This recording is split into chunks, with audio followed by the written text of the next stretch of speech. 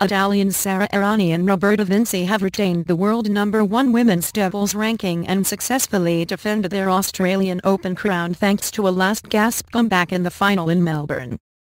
The Italians came from 5-2 down in the third set to beat Russia's Elena Vesnina and Ekaterina Makarova 6-4, 3-6, 7-5 in Friday's decider. It meant they kept the joint top ranking, whereas Vesnina and Makarova would have taken over the top 2 positions had they triumphed. They also became the first women's pair to go back-to-back at Melbourne Park since Serena and Venus Williams in 2009 and 2010.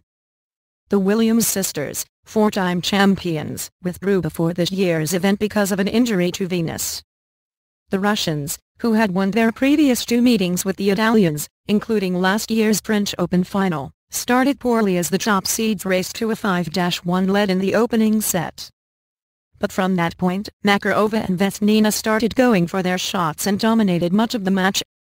While they could not regain their lost ground in the first set, they controlled the second and looked certain winners when a 5-game winning streak carried them to a 5-2 lead in the third.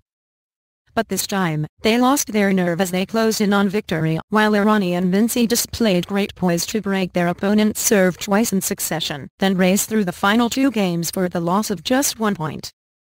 It was their 4th Grand Slam triumph, but the first time they had successfully defended a major title, after they beat Australia's Casey Dellacqua and Ashley Barty in last year's final. They also have the 2012 French and US Open titles to their name. All 4 women in Friday's final were seeded in the singles draw, but the only one who survived the first round was Makarova, who reached to the 4th round, before losing to China's Lena.